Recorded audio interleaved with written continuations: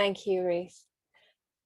So tonight let's just start by saying we'll be talking about a difficult subject because we're talking about sexual violation in modern yoga environments. So firstly, I think it's important to acknowledge that most of us on the team here and in the audience are variously entangled in this issue, where some of us are teachers, some of us are practitioners, some of us are survivors, some of us are adepts and researchers of yoga schools with abuse in their histories. Our aim here tonight is not to litigate specific cases. We can't do that. Nor are we here to kind of pass judgment on the responses to them. But this is a subject that has in many ways been taboo in both practitioner and scholarly discourses for a long time, and yet it sits, often invisible, at the heart and center of the development of modern yoga. Doing true justice to this subject would take much longer than our time allows tonight, and we are indebted to the work of both investigators and survivors like Karen Rain, Jubilee Cook, and Tapsell West, and so many more than I can mention here. Our aim tonight is to take a broader systemic perspective to look at the ways in which our cultures, bureaucracies and collectives can enable abuse and silence testimony, but also the ways in which responses to that abuse are hampered by societal forces, producing healing and harm, justice and appeasement in complex ways. Still, this is difficult work for any researcher, and I'm sure that you will treat our speakers and each other with the respect that you offer at all our events. What we're asking is, what can we learn from cultural practices that are simultaneously narrated as the cause and cure for sexual violation? So the world of yoga has been rocked by many accusations of violation of different kinds, yet yoga has also gained prominence as a therapeutic tool and even as a policy recommendation in cases of assault.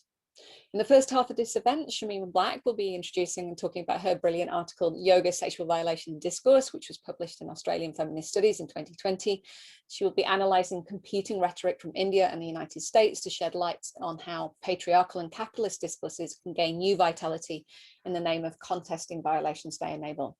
And in response, Amelia Wood will be drawing on her own eagerly awaited research findings from her forthcoming PhD thesis. Amelia Wood is here at SOAS researching the intersection between spiritual abuse and modern transnational yoga movements. So just a little bio note for you. Shameem Black is a researcher and teacher in the School of Culture, History and Language at the Australian National University, where her work focuses on the literary, gender and cultural politics of India and its diaspora. Her current project, tentatively entitled Flexible India, takes yoga as a lens to understand changes and tensions in globalizing ideas of India. She's the author of Fiction Across Borders, Imagining the Lives of Others in Late 20th Century Novels, and has published on yoga in such journals as Contemporary South Asia, Australian Feminist Studies, and Race and Yoga. And Amelia Wood, as we said, is a PhD student at SOAS, the University of London, researching the intersection between spiritual abuse and modern transnational yoga movements. And she completed her MA at SOAS in 2015. Okay, so I'm going to start by handing straight over to Shameem Black and to thank her for being ready to talk so early in the morning.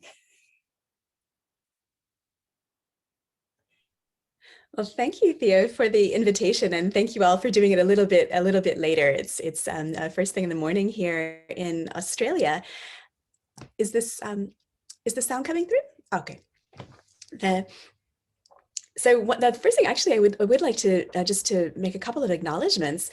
One is that I'm speaking to you from Australia, from unceded land, and so I'd like to acknowledge and pay respects to the traditional owners of the diverse lands that we are all meeting from. For me, this is unceded Ngunnawal and Ngambri land, and there will be people coming from different parts of the world. So respects to all of those places as well.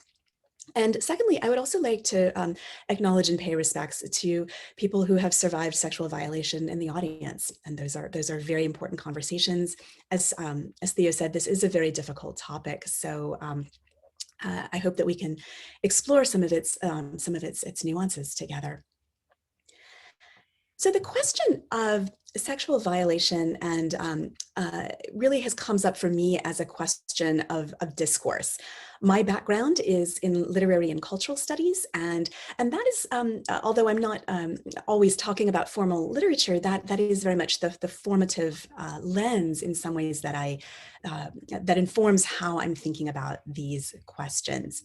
So what I thought I'd do today is take a few minutes just to kind of talk you through some of the theoretical questions that I'm exploring in my recent article, Then I'll try to pull up my PowerPoint and just show you a couple of the examples of the kinds of discourses that I'm looking at, and then come back to have some more direct reflections.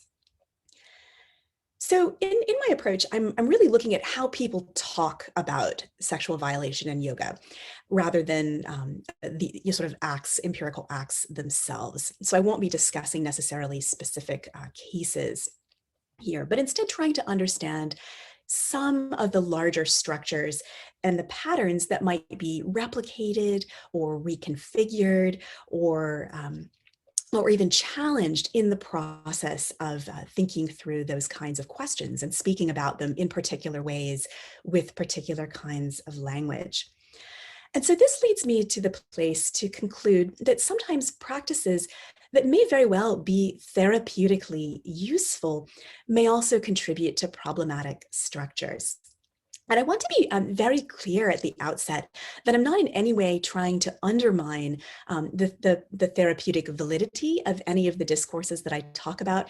And in fact, I'm really not in any position to evaluate the validity therapeutically of them. The methods that I'm using won't be able to tell me whether they are effective or ineffective for any particular individuals. But instead, what I wanted to do is to look at how the nuances of some of those discourses may, in fact, how they might fit into larger stories here.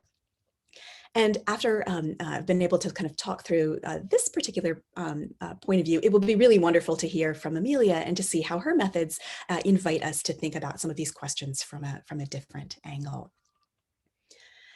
So as Thea mentioned, the key starting point for me was really empirically looking at how in different kinds of discourse in a transnational framework, yoga is oftentimes spoken about as both the cause and the cure for sexual violation. And I wanted to understand a little bit more why this would be so, why this would be this kind of oftentimes unquestioned sort of tension might be so prevalent and prevalent in transnational and different national settings. This is one that I look at particularly with relationship to Anglophone discourse in India and the United States. So those are the two case studies I'll be looking at today, but I think, again, it would be very interesting to explore how these might be working in other languages, in other parts of the world, and whether these kinds of patterns, how global are they, might be a question that I can't answer at this point, but might be one that is suggested here. And I'm interested in thinking about what are the implications of this intimacy between cause and cure for feminist critique more broadly. So what I found in the research that I've done is very much a mixed set of cultural logics. I'm looking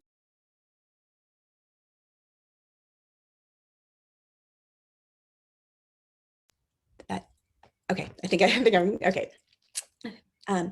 So one of the things that I guess the mixed set of cultural logics that I've found is on the one hand, many of the discourses that have promoted, in some sense, talking about sexual violation through yoga have simultaneously, in some ways, been used to reformulate patriarchal and capitalist forms of authority and governmentality.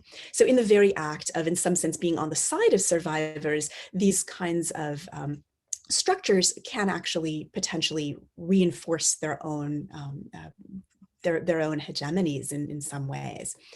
But at the same time, there's also, I think, really strong moments where we can see how popular culture is using these questions really to open up new forms of challenging sexual violation that do very much call attention to these larger structures. And so I think it has also offered feminist writers a very important language to explore these more radical visions. And I would say that this tension is something that is important to my broader work on yoga beyond the theme of this article, that I'm very much interested in some of the ways in which these discourses take us. They're often complicit with visions that we might wish, in some ways to contest, but I don't see them as necessarily, I also see them as having a lot of potential, a lot of revelatory potential as well. So the lens that I'm taking in this particular approach is really informed by feminist critiques of neoliberalism in the context of expanding transnational capitalisms. So I'm drawing on a lot of theoretical work that has looked at ways in which certain ways of thinking about feminist issues in a neoliberal context, as many other scholars have really set forth, are oftentimes very aware of gendered inequalities or of injurious practices that take a gendered shape, but are not necessarily interested in moving beyond an individual level to address why those practices might exist or what kinds of responses might be the most effective in preventing them. That the focus tends oftentimes to be on the individual. And so when we think about yoga, in some sense, there's a very specific theoretical conversation that also kind of shapes the landscape here. So on one end of the spectrum, if we say over here, there would be a perspective that argues for yoga's uniqueness as a cultural formation when it comes to questions of sexual abuse. So arguments on this side of the spectrum that would focus on uniqueness might look at, for example, distinctive religious or cultural formations, especially ones that are linked with questions around authority or discipleship. They might look at the prevalence of hierarchical structures. They might look at ways in which yoga is very much oftentimes a transformative person-making project. So rather than necessarily being an isolated activity, it's often really tied in with broader transformations in bodies and minds that individuals see themselves as being part of. Now, if we go on the other end of the theoretical spectrum, we'd have scholars who would argue that there is nothing distinctive at all about yoga in this context. That instead, this perspective would say that what's the problem is a really capitalist and patriarchal structures. And these can be found in many, many different formations in many different parts of the world. So from this perspective, yoga is very similar to, for example, corporations, institutions, schools, many of the kinds of institutional cultures where we have seen these questions in action. And so if we kind of look at this spectrum, I'm going to say that my perspective is maybe about 3/4 of the way towards that second end. So in the talk that I'll be or the examples really that I'll be sharing with you, I do want to look specifically at some of the cultural nuances around different national sites, different particular ways of talking about yoga that are not at all necessarily the same. And yet I also want to think a little bit about how they can have remarkably similar effects in some ways in being able to bolster some of these larger structures that are powerful across national spaces. So my goal in comparing these discourses from India and the US is in some ways to say that absolutely these are culturally rooted. They're not homogenous by any means, but they also can work to bolster some neoliberal logics that are increasingly shared here. And the resistance to these questions is also, I think, very much a transnational one as well. So a large part of what theoretically I became interested in seeking to show in this study of discourse is really the intimacy in some ways between what we might think of as authoritarian modes that require submission and neoliberal modes of individual responsibility. Now, these are oftentimes ones that can seem to be quite quite opposed, quite the opposite of each other, where one might be invested in projects of very, very direct forms of asking people to participate in forms of submission. And for the other one, questions, oftentimes the rhetorics of choice and agency and individual choice making, and freedom in that context is very, very important. But although these seem in some ways to be very opposed, they can also potentially reinforce each other. So in this sense, I want to draw upon some other recent work that has suggested that we really need to look at some of these potential intimacies. And I would argue that in order to contest these kinds of intimacies, we need discourses that can address sexual violation in yoga that are capable of drawing attention to broad structures of power. Okay, so I'm going to try to share my screen here to see if I can just bring up some of the more concrete examples to explore these different logics.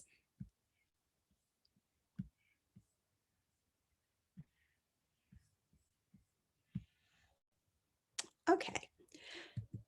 So as you'll be very familiar with, there have been many different conversations occurring in the recent years over questions around sexual violation in yoga. And this has become a very important site of debate, certainly one amplified by the hashtag #MeToo, but these are questions that, and conversations that have certainly existed well before that and well after as well. So now, during this time, we've seen many prominent teachers and gurus accused of violations, and we have also seen centers and institutions called to account for promoting broader cultures of abuse. Now, in this time, yoga has come to prominence in political discourse as a potential way of responding to sexual violence. So in India, where rates of violation are very high and the question of sexual violation is extremely complex, we've seen some discourses like, for example, this one.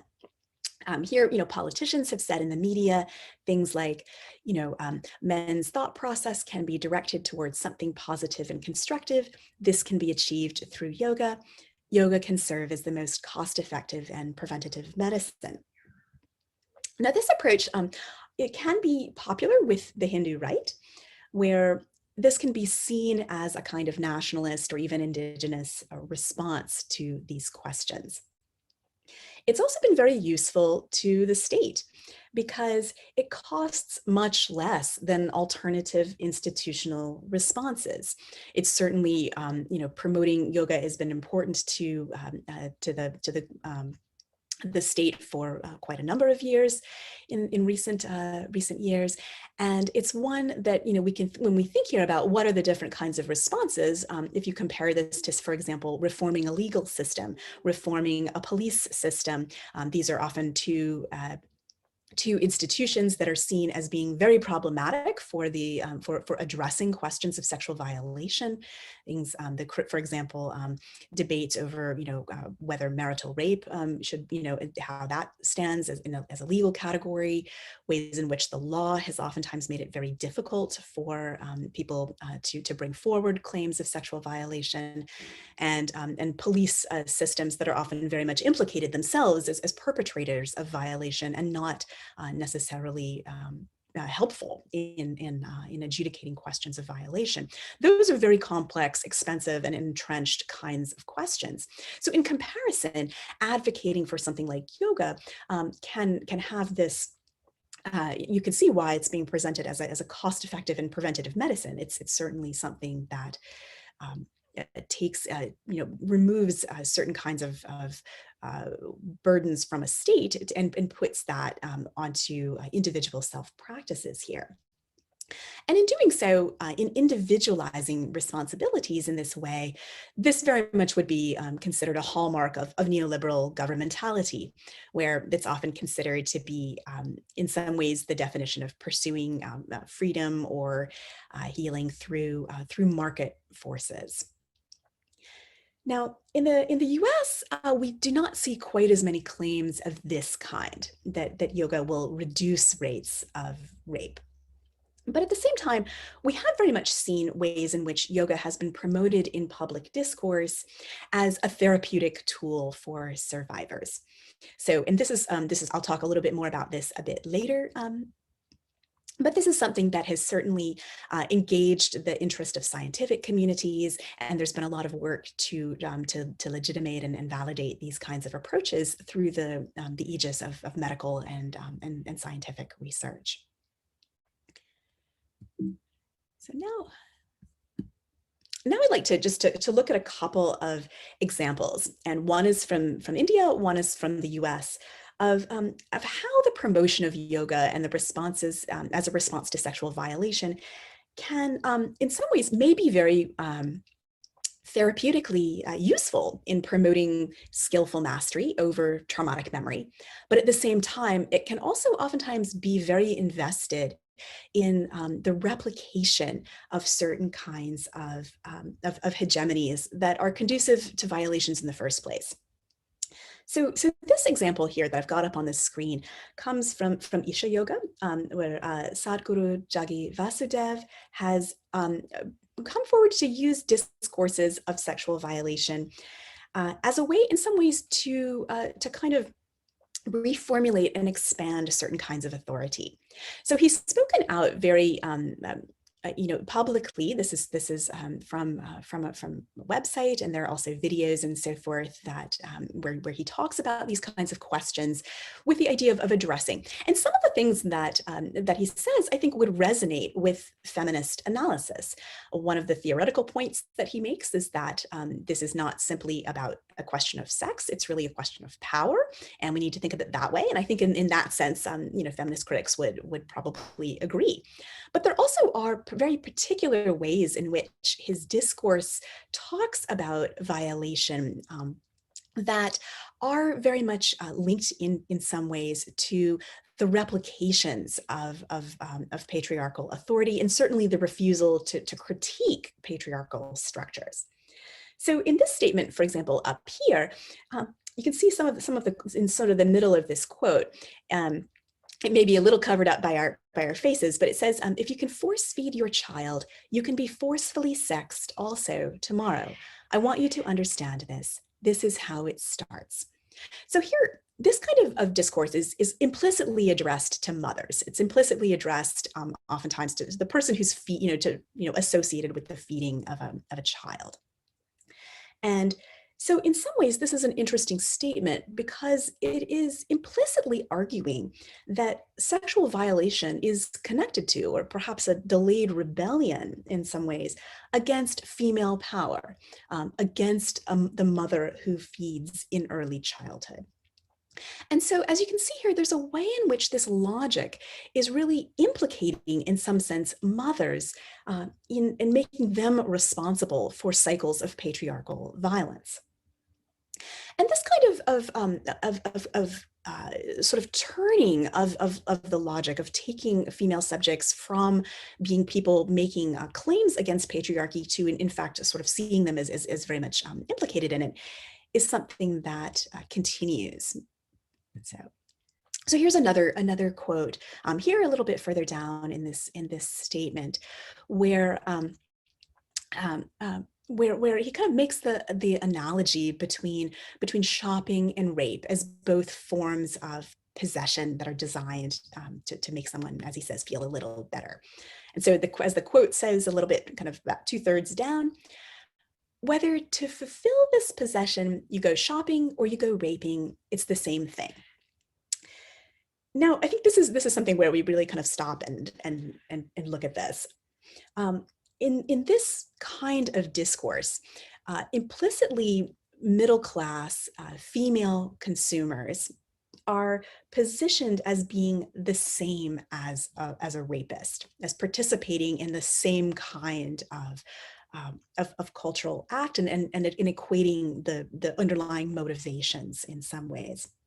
Now, it's possible, I think there are ways, certainly, in which one could very much draw out powerful connections, I think, in some ways, between the violations that are seen through sexual violation and violations that do happen through consumer culture. There's certainly a lot of slow violence involved in the act of shopping. If we trace back in many ways the question of how are consumer goods produced, what are the labor forces, what are the conditions, there are ways, I think, in which that critique could be made.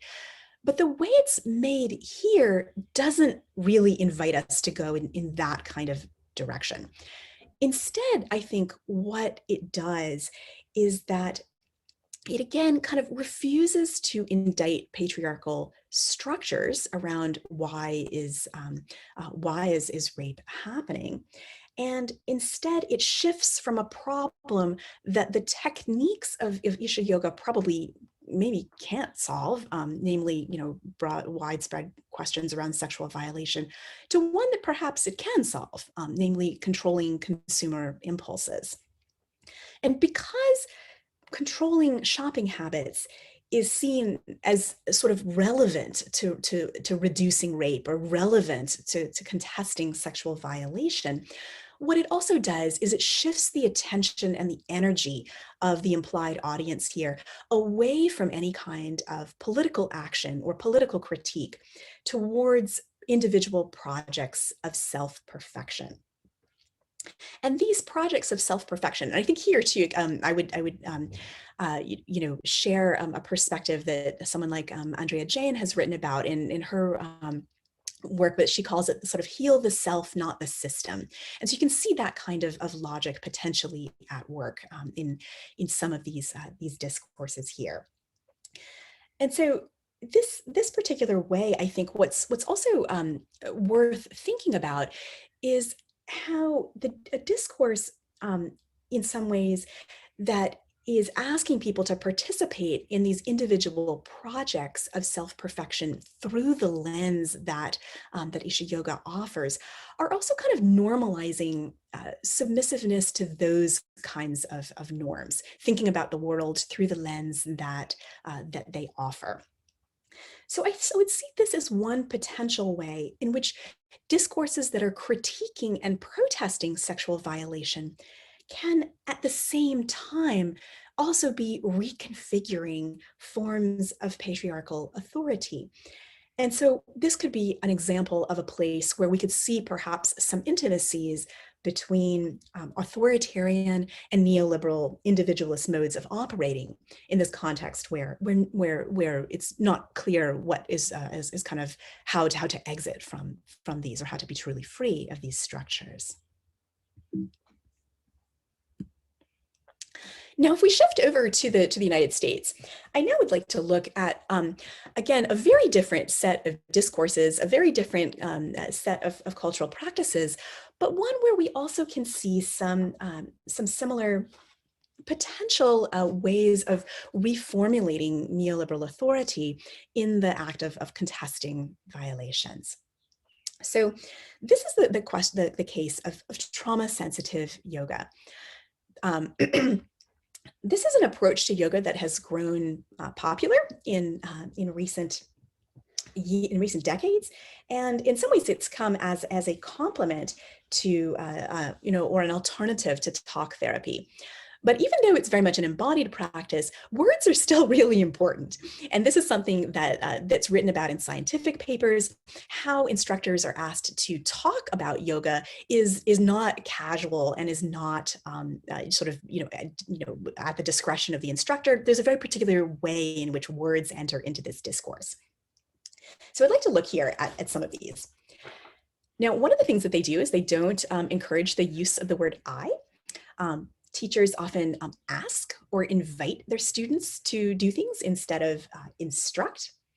And there's a focus on simple, non-interpretive language without metaphors.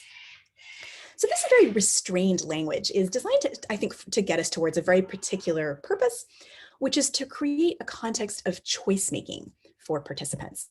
And so this is something that you see here. Where people writing about this say that the classes were developed to create safety and predictability for the participants, to facilitate better the practice of making choices in their bodies based on what they felt in the moment. So the premise, I think, is that sexual violation removes feelings of choice and agency, and trauma-sensitive yoga works to rebuild that form of choice and agency. And again, this approach may offer therapeutic results and may promote skillful masteries over traumatic memory. But it also, and I'll just stop my share here for a moment here, it also, I think, relies a little bit on leaving some larger structures of power unseen and potentially undisturbed. So what an emphasis on choice in the moment doesn't necessarily get students in these classes to think about is the very premise of cultural studies. How are our choices constructed in the first place? My favorite metaphor for this always comes from my role as a parent. Nothing reveals the workings of power like that. And, when I offer my children, do you want a carrot or a cucumber? From my perspective as the hegemon here, their choice is meaningless. Whatever they choose will suit a prearranged set of available options. There, they can exercise feelings of choice and agency all they want and feel like they are making a choice. But, from my perspective, it doesn't matter. They didn't, ice cream was not a choice. To give my kids credit, they generally press on me and do not take this at face value. But nonetheless, it is, I think, worth thinking about how our choices in much larger things constructed. How are certain choices invested in ideas of the good or invested in particular forms of value that may not, be visible immediately. So in this sense, trauma-sensitive yoga can be seen to be part of a broader strand of American therapy where political issues tend to get translated into individual projects of self-perfection. And these projects, ironically, can normalize some submissiveness to larger regimes of gendered and capitalist inequalities. So in this sense, the kinds of discourses promoted in this way may make survivors feel like they are in charge of their own freedom through yoga, but at the same time, they may also unwittingly reinscribe certain kinds of neoliberal logics of individual responsibility that can benefit patriarchal and capitalist structures by leaving, in some sense, how choices are constructed unquestioned. So I think it's really promising that we're also now seeing from within practitioners of yoga, trauma-sensitive yoga, calls to connect these kinds of individual projects with some of these broader reflections. Now, I don't want to end on too gloomy a note, so I'd just like to conclude briefly by giving you an example of some places of resistance in the last few minutes here. So what I'd like to do is to think about a feminist critique of yoga emerging in a work of popular fiction from India. And I'll just share my screen again to show you the novel is a work of speculative fiction called The Rakta Queen by the writer Shweta Taneja, and it's part of a mystery series that she has that's yoga themed, focused on the world of tantrics. So let me just come back here to the screen.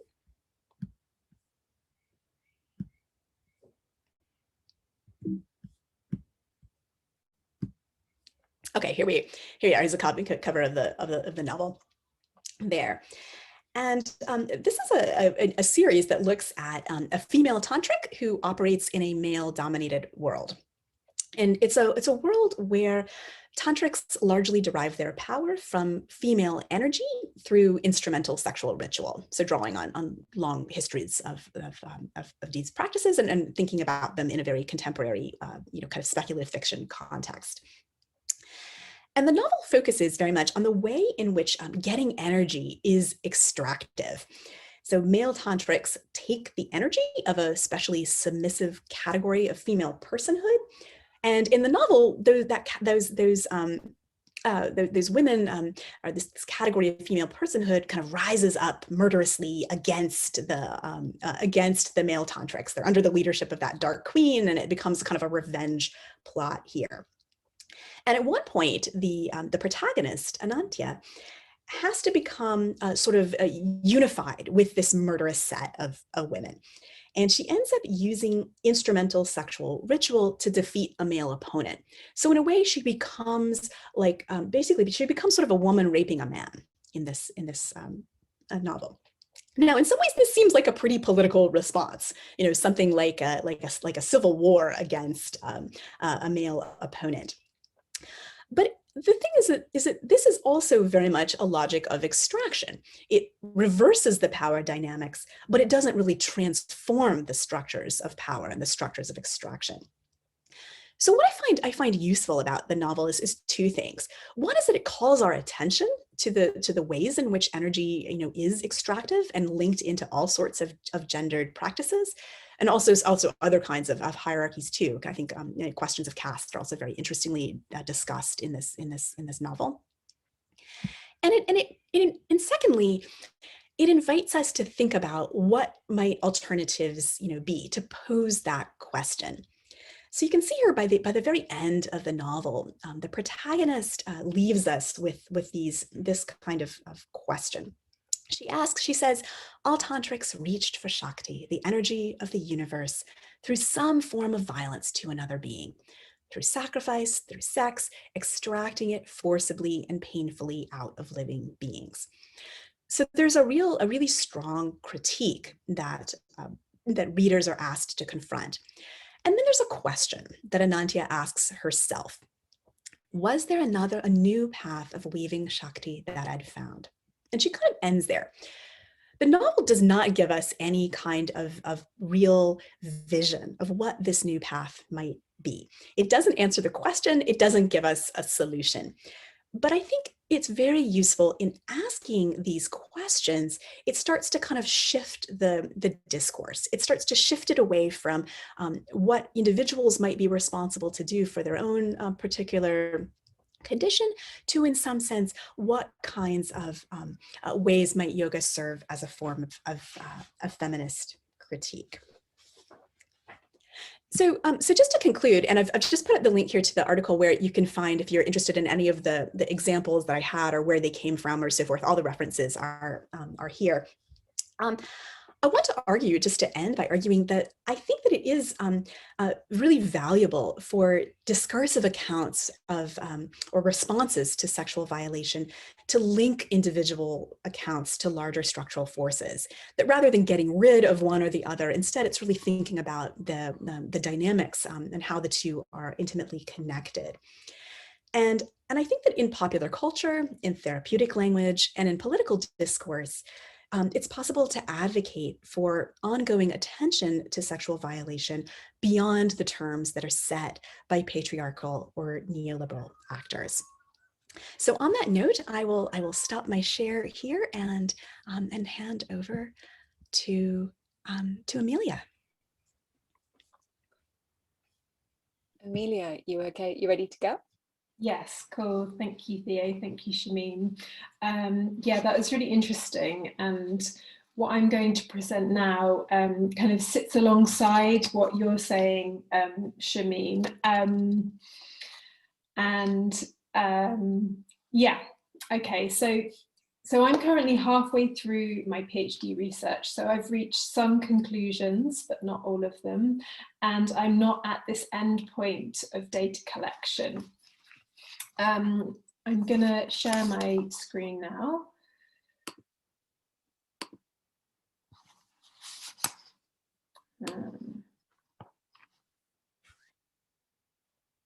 Here we go.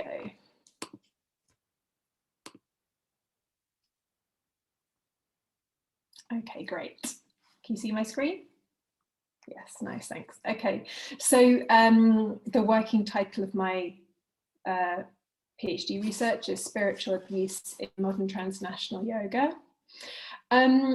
So I'm going to repeat words such as abuse, sexual abuse, coercion, spiritual abuse, and I'm going to reference some details of specific cases. So just to reiterate what Theo and Shameem said, if you need to leave because of this, if you need to seek support because of the content, please do. I've just put up a slide here with some a few resources, so feel free to kind of screenshot this or take a photo of it and come back to it later if you need to. So consider this your content warning and also permission to protect yourself as you need to. So spiritual abuse in modern yoga. My research includes the analysis of discourses regarding reportage, documentation, and responses to instances and allegations of abuse in yoga contexts within media, legal and official documents, as well as academia. My case studies include the lawsuits brought against Bikram Chaudhry in the US and testimonies recorded by the 2013 Australian Royal Commission into institutional responses to child sexual abuse regarding abuse in the Satyananda Yoga organisation, accusations brought against John Friend of Anusara Yoga, Ruth Lanoa Manenti of Jivamukti Yoga, and Kaushal Deskachar of who's the grandson of Krishnamacharya.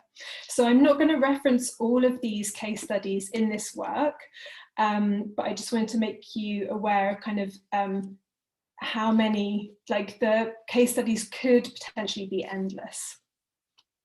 So all of these case studies either came to light or gained increased public attention between 2012 and 2016. My study will demonstrate how the experiences of spiritual abuse victims and survivors within modern yoga communities have been marginalised. My work's informed by the notion of hermeneutical injustice and testimonial silencing as developed by the feminist philosophers Miranda Fricker and Christy Dotson. In addressing the mechanisms that have enabled silencing, the aim and hope is to amplify the voices of those who have been harmed and redress the imbalance, thus resisting such injustice. So in addition, my aim is to contest Orientalist ideas that abuse is perpetrated solely by Indian gurus or Indian men. So Andrea Jane has talked about this, and I'll come back to this later. So I'm going to pick a few main points out about this and expand on what I mean. So spiritual abuse. Yeah. Okay, so what is spiritual abuse? Within academia, the concept of spiritual abuse is relatively new and has emerged more prominently in the last decade or so. In the pioneering work, Breaking the Silence on Spiritual Abuse, Catherine Kinmond and Lisa Oakley give the following definition. Spiritual abuse is coercion and control of one individual by another in a spiritual context. The target experiences spiritual abuse as a deeply emotional personal attack. This abuse may include manipulation and exploitation, enforced accountability, censorship of decision-making, requirements for secrecy and silence, pressure to conform, misuse of scripture or the pulpit to control behaviour, requirement of obedience to the abuser, the suggestion that the abuser has a divine position, and isolation from others, especially those external to the abusive context. So this definition is based on the author's empirical research and collective survivor stories of spiritual abuse within Christian churches in the UK. So Kinmond and Oakley have also kind of detailed many other previously established definitions of spiritual abuse that they found to be inadequate. So if we look at this definition again, you'll notice that they do include this idea that the pulpit can be used to control behaviour, or that the abuser has a so-called divine position, but they don't talk about a charismatic leader being at the top and abusing those beneath them within the hierarchy of the organisation. So this definition moves away from the idea that spiritual abuse is perpetrated and perpetuated by one charismatic leader, and introduces the idea that it can happen across structures, not just from the top down. So this is quite an important point, because the idea that spiritual abuse within an organisation can be solved by removing the leader, one bad apple, or one charismatic narcissist at the top of the organisational structure fails to acknowledge abuse that does occur peer-to-peer across structures. The idea of one bad person at the top also demonises the idea of the guru. And yeah, I'll talk more about this towards the end. It also absolves bystanders, or those who have put in place structural mechanisms that enable abuse to occur and then continue either unnoticed or unreported. So in addition, this definition doesn't specify the gender of the abuser, leaving space for the idea that both men and women can be perpetrators or victims of spiritual abuse. Importantly, it focuses on the experience of the person harmed. And I'll talk a bit more about this when I come to the idea of hermeneutical injustice. So I'm aware that at this point it's all quite abstract, and I'll bring it back to some case studies as well. Okay, so again, coming back to this definition, Kinmond and Oakley make it clear that there are no denominational confines in which spiritual abuse occurs. So I've just added this quote at the side. To assume spiritual abuse is solely denominationally specific is a mistake and not supported by the narrative evidence. So there's scope to apply the term spiritual abuse to non-Christian contexts. And I believe there's scope to usefully use this definition in relation to abuse in yoga. However, Oakley and Kinmond state that their work does not consider sexual abuse to be part of spiritual abuse because, I quote, such abuse would find redress in law, whilst experiences of spiritual abuse excluding sexual abuse have no such redress, end quote. Through the examination of the case studies, it's clear that spiritual abuse within modern yoga does include sexual abuse, that it is impossible to extract or exclude it from the wider context of spiritual abuse, such as financial and emotional abuse, coercion, or manipulation. And that these issues, as well as sexual abuse, have not always resulted in legal redress.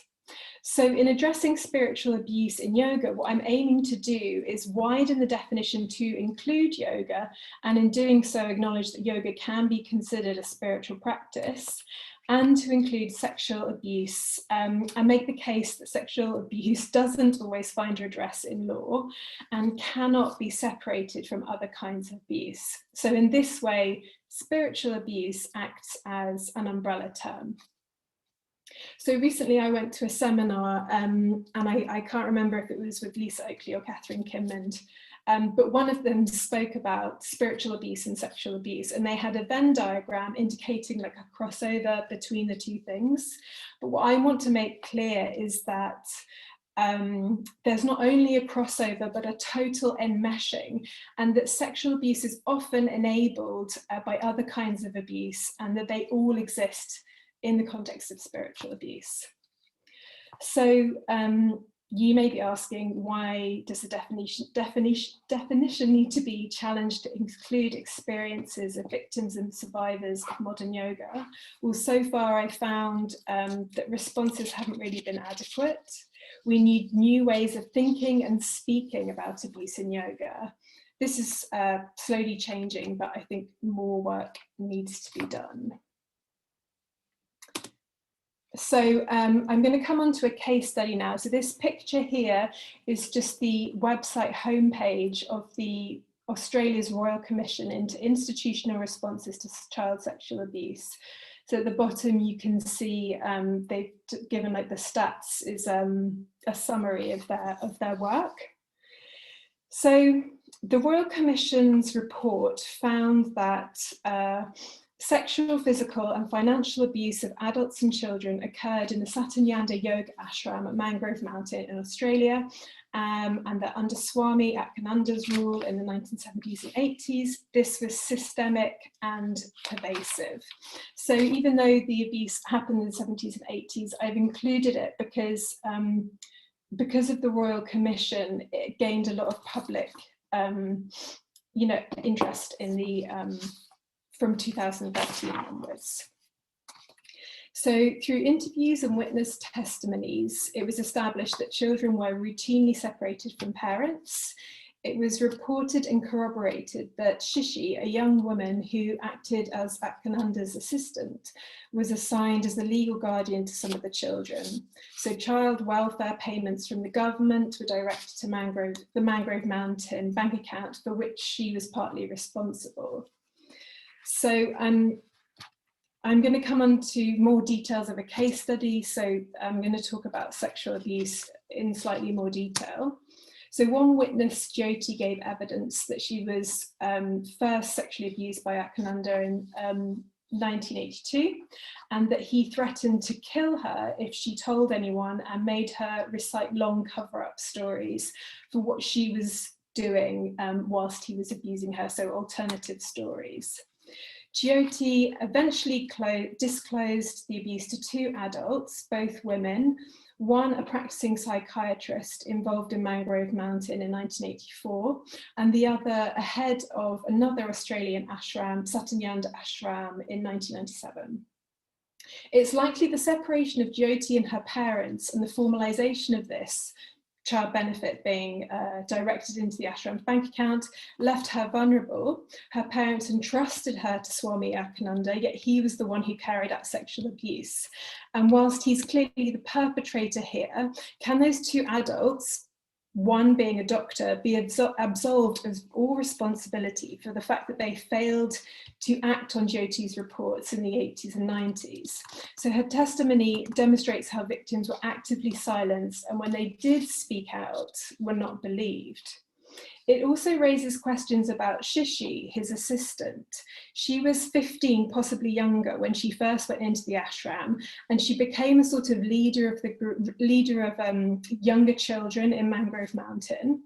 If we look back at the definition of spiritual abuse, it includes this idea of forced accountability.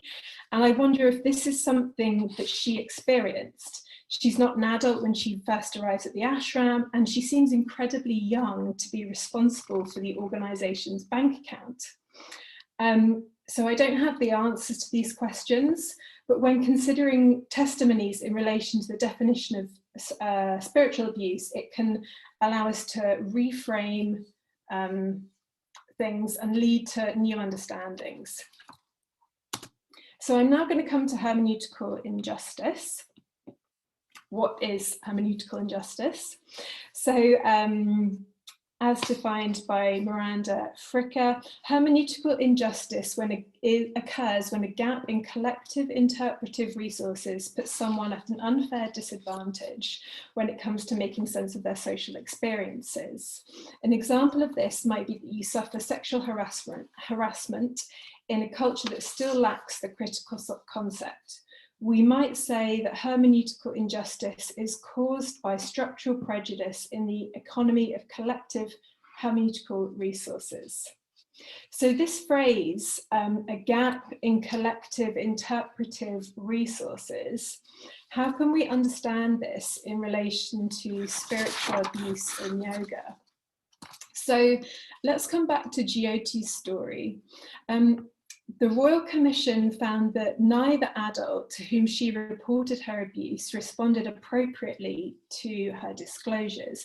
Instead, they displayed, I quote, an apparent lack of understanding of how to respond to allegations of child sexual abuse within the Satyanyanda Yoga community, end quote. So there's clearly a gap and lack of understanding, and therefore lack of inaction. So my question is, did Jyoti as the victim lack what Fricker calls interpretive resources to make sense of her experience? That is, did she not have the linguistic tools to adequately verbalize her experience? Or did those adults lack the conceptual and linguistic resources to adequately respond and understand the severity of her experience? So this raises other questions, such as, should the onus be on marginalised subjects, in this case, children and victims of sexual abuse, to identify the gaps in knowledge and resources? Are they better equipped to describe and conceptualise new ways of talking and thinking about spiritual abuse? And then once we have new ways of thinking and talking about sexual abuse and spiritual abuse, how do we ensure that those resources are used and not ignored? So there's this phrase that Gail Polhouse uses, willful hermeneutical ignorance. And she argues that marginalised subjects are well placed to identify these gaps and to describe their experiences. But the difficulty is of convincing those in positions of power to take up and effectively use these new resources. So this is partly why widening and applying the definition of spiritual abuse to the experiences of survivors in modern yoga is important. It's an act of resisting epistemic injustice. It's an act of listening and centering experiences that have previously been marginalized. And it's an act of creating and using pre-existing resources, thus resisting willful ignorance. It also gives a fuller picture of what has occurred within some yoga organizations. It's telling a full story so that those within organizations or prospective members can make an informed decision about how and whether they want to participate. You could say that this is taking the idea of informed consent from the interpersonal to the structural. So I'm just going to briefly talk about this idea of cultural dislocation. So Andrea Jane argues that the way in which the media have reported court orders and lawsuits brought against Bikram Chaudhry fall into Orientalist traps. That is, the simplistic labeling of Chaudhry as the guru of his yoga organization, and the ways in which his case is reduced to a guru scandal suggests that corruption and authoritarianism are inherent in South Asian religious traditions that use the guru model. Such a portrayal, Jane argues, and I quote, situates him within the broader context of guru scandals that have erupted since the 1960s and the larger narrative that envisions religion as inevitably despotic and abusive, end quote. So rather, Jane posits, we should acknowledge that the corruption and authoritarianism found within Bikram yoga is not exclusive to religious contexts, but is similar to corporate forms of authoritarianism in the United States. So what I want to add to this is that whilst Chaudhry's financial situation can be likened to that of a corporate CEO, I don't want to minimize the ways in which he's used spiritual and religious tropes to generate authority, or to deny that Bikram yoga practitioners or devotees experienced a form of religious or spiritual devotion. He himself has been quoted many times calling himself God, for example. I also want to add that when media discourse reduces other examples of abuses of power in modern yoga, I'm thinking here of allegations brought against John Friend, who founded Anusari Yoga, and the lawsuit brought against Jivamukti Yoga and Ruth Loa Manenti. When these are reduced to guru scandals, the suggestion is that corruption and abuse has occurred because they've taken on the guru model. So it repeats this idea that the guru model is inherently corrupt. It shifts focus and blame away from the idea that a Western institution could also be inherently corrupt and whose structures enable abuse. My final point is going to be about yoga and the Me Too movement. So I began my project in 2015, well, I started thinking about it in 2015. So before 2017, when the Me Too hashtag went viral. And I've chosen to keep all my case studies within quite a small time frame. So 2012 to 2016. However, I can't really deny the impact of the Me Too movement on my work. It's given us a new vernacular shorthand when talking about abuse in yoga. And because the hashtag was so widespread, that now to deny that the discussion of abuse in yoga is an important issue would be blatant and willful ignorance. But at the same time, I think it's really important to remember that a lot of people were talking about this. We're talking about various forms of abuse in modern yoga before 2017. And the struggle to have their voices at that time was very real. Thank you.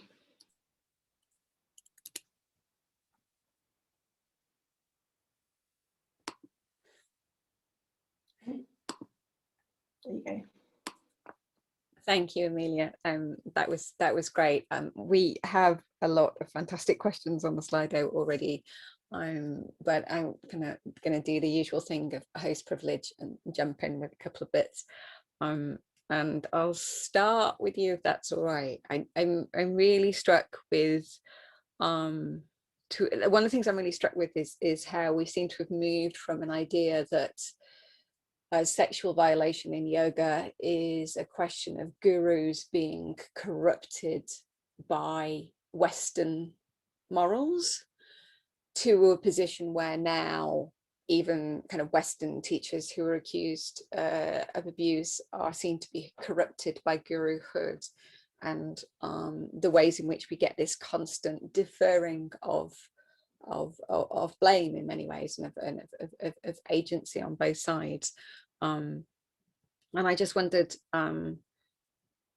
what are if the rhetorical structures and discourse structures we're talking about in terms of things like hermeneutical injustice and so on, what are some of the places of resistance to this? What are some of the structures and ways of talking and ways of organizing that can offer resistance to this? You spoke a little bit about Me Too, but beyond that, any ideas? What are you saying?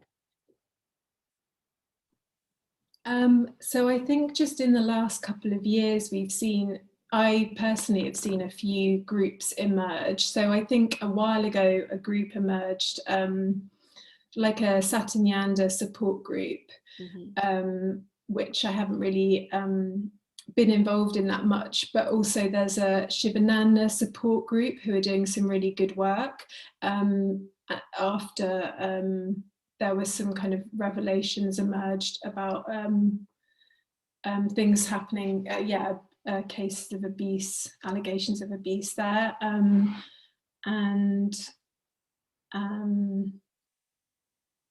then the Uma Dinsmore Tooley, it has also set up like a support.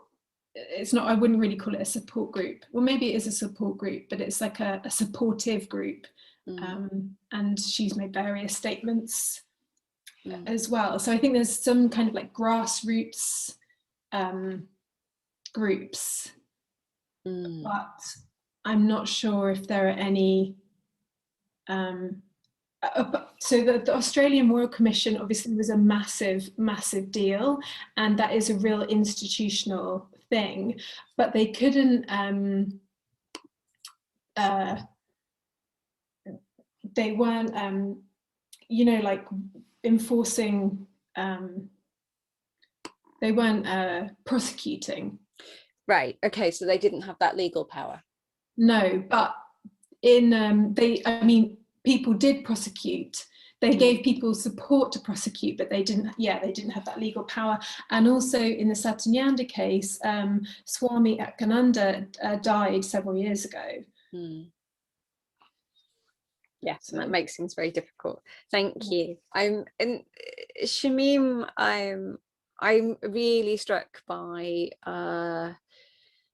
this whole kind of this complex setup or connection and interrelationship between kind of submission and agency, between kind of institutionalization and practice, but I was also struck, I'm not sure if you're even aware, but of the people most involved or most publicly most famous for discussing trauma sensitive yoga in different ways, at least two that I know of have been accused of unethical behavior themselves. So I'm thinking Bessel van der Kolk, for example, who was removed from the trauma center apparently for some form of institutional bullying, and of course only in the last couple of days we've had new allegations come out about Richard Miller as IRES technique. I'm really struck between that difference between discourse and behavior and the ways in which discourse can be kind of appropriated in that way. And I wondered if you have anything more to say on that, any insights on that? Sure. I think I won't be able to discuss the nuances of those cases, because I don't know the details there. But I think that what you're describing, like, really, in some sense, really fits with the way in which it's very, I think it's very possible for practices that are focused around healing in these ways without that larger attention to power do lend themselves to the as you say, that kind of the ways in which norms can then, behaviors can be replicated within it, because there are essentially no tools being created to question those structures of power. It's I think it can be very, when everything's working well, it can be great to get people to focus, perhaps specifically on, in the restrained way. I don't want to say that has no effective, again, I'm not in a position to evaluate, the effectiveness. Sure. So I don't want to say it is or isn't.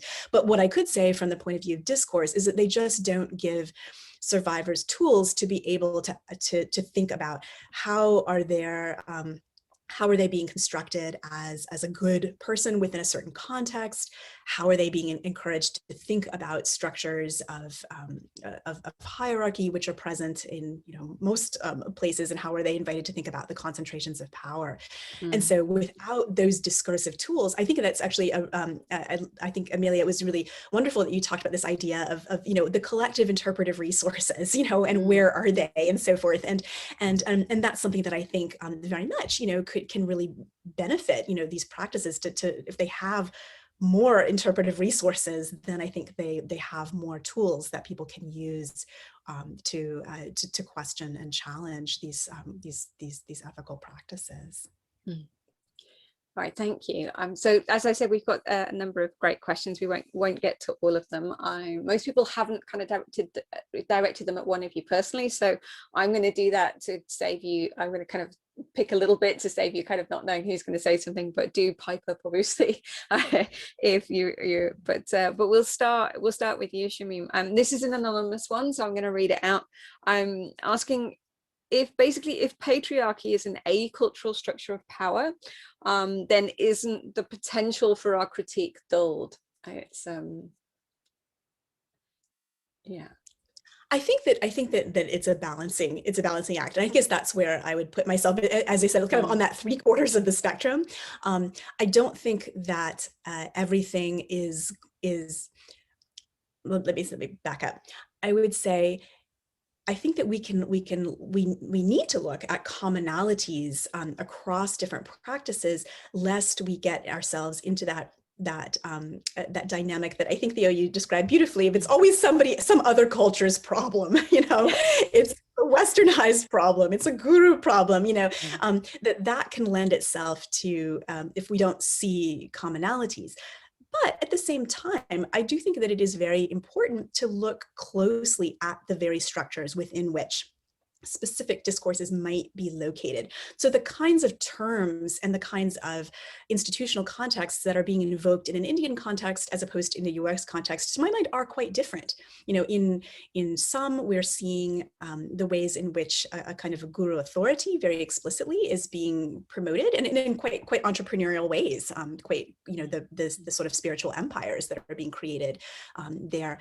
And that's different from something like trauma-sensitive yoga, which leans very heavily on scientific validation, really the production of large numbers of medical papers and scientific research and psychological studies and so forth to validate itself. And so those are two very different, cultural habitus or cultural locations, we might say, that are being invoked at those particular moments. And of course, they both exist too. I mean, India has a wide range of, scientific discourse to legitimate. So it's not that they're not both there. It's just that in the particular moments that I'm looking at, that would be one distinction and so forth. So I think that we kind of need to do both, I suppose, simultaneously, in order to be able to as the question is saying, absolutely have the sharpness of the critique of how this is working, but also so that we don't get into the position where it's constantly deflected onto a cultural problem that somehow someone else is immune from. Because I don't think that sort of position of immunity really exists. Yes, thank you. Yes, and of course, you know, the appeal to science is in of itself an appeal to authority as well. You know, it's a different form of authority. Okay. I'm gonna ask Matteo to unmute himself and direct this one for Amelia. I think it'll make sense when we get there. Okay, good afternoon, everybody. Hi, Good Matteo. morning, Shameem, to you. Good morning. And yeah, so thanks for your presentations, both very insightful. My question would be the following. They are actually two questions. Yeah, okay. How does the rising discourse on yoga and abuse impact on our role as scholars? And as a consequence, how may approaching the field or relate with our informants change? Thank you very much. And I'm directing that at Amelia because I think your research is more ethnographic than discourse based. Yeah, that's a really good question. Thank you.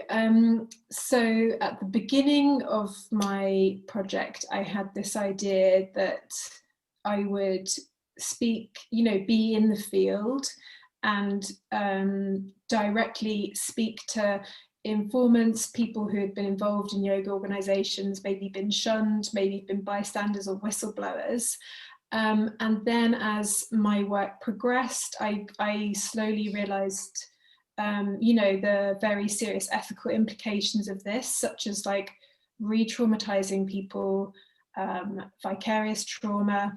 And actually, as I did my research, I realized there are so many testimonies available. There's so much available that I've decided not to approach people directly and to use the testimonies already available. So that's how my personal kind of how I have personally changed the way I'm approaching informants as a scholar, to kind of minimize the re-traumatization of my wider community as someone who participates in kind of modern transnational yoga.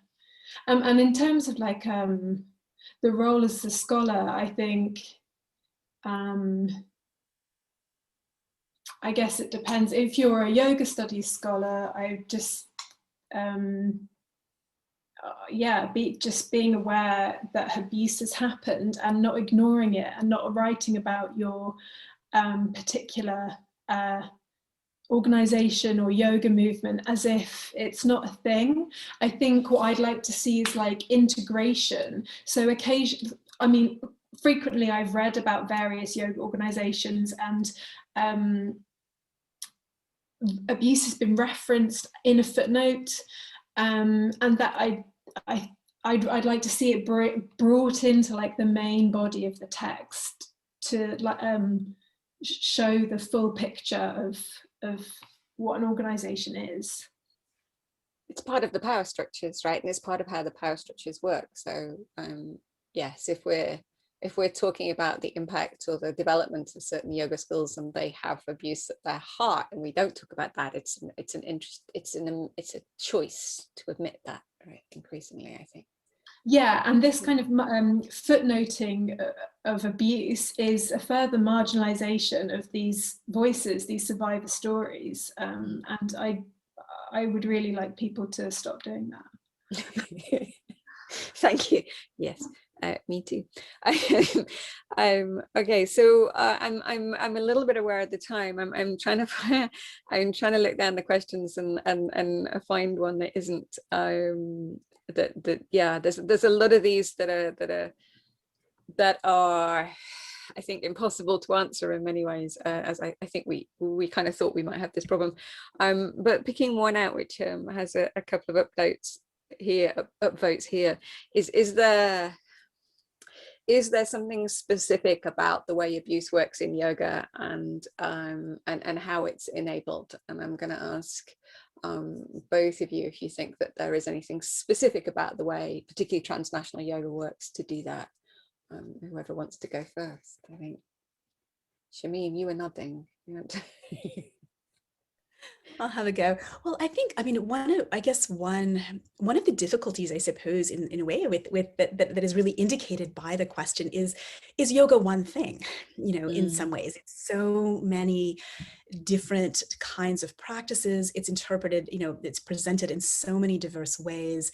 It's experienced by people with very different goals and very different and coming to it for very different reasons that might tap into this. So, which is, I think, part of what makes it really tricky to answer here.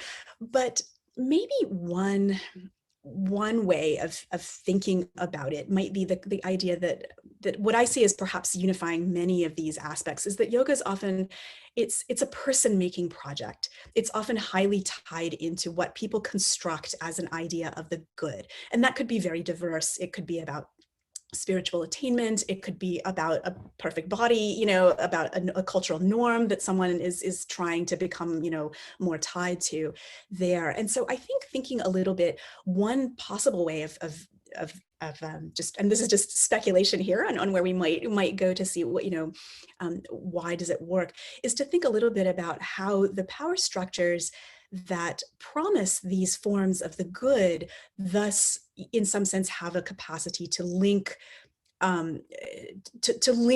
sexual violations or the implications of sexual violations to those ideas of the good, and making it very difficult in some ways to separate that out. So that might be one speculative way to think about how to connect up the very diverse kinds of contexts. And that might also be a way to think a little bit about how structures like of hierarchical and concentrated power, patriarchal and capitalist ones are the ones that I write about, but that probably are not the only forces, are oftentimes, again, highly tied into defining what the good is and defining how people can access the good. Thank you. Yes, and Amelia, any insights from you on that? Yeah, I mean, I agree with what Shameem says, and I'd say that's one of my main questions in my research. Like, is there anything specific about yoga or not? So I'll let you know at the end of my research.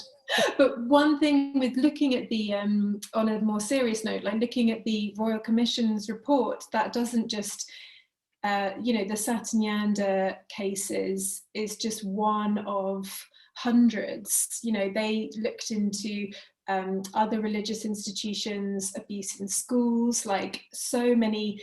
So it's, one could spend the rest of their lives reading the whole thousands of pages of that report, comparing them, considering whether yoga is the same or different. Yeah, so I'm not sure yet. Thank you. I'm reminded of the really interesting point. I'm not even sure where I found it, but that is, in order for abuse to really thrive and to find shelter, you need an institution that promises that abuse isn't possible. So that it's precisely in the places that we think are pure and untouched are precisely the places that attract predators of different kinds, because that provides cover for abusive things to happen. So where good people come together and think that bad things aren't possible, that's kind of a place where bad things can, in many ways.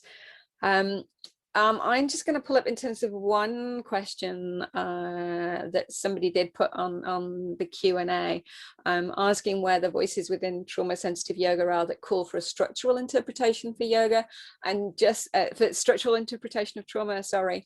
And just as someone who does work in kind of teacher training of different kinds, I would say possibly don't look for trauma trainings, look for justice trainings, because the structural interpretation will be justice focused rather than trauma, which is often based on the personal in many ways. That would be my advice. And I'd like to thank both Shameem and Amelia for this, and I'm also really grateful to be able to provide the opportunity for the two of you to be on screen together, because I know you haven't got to do that before, which is great. And again, this is one of the kind of little joys of a COVID world, right, that we can do this.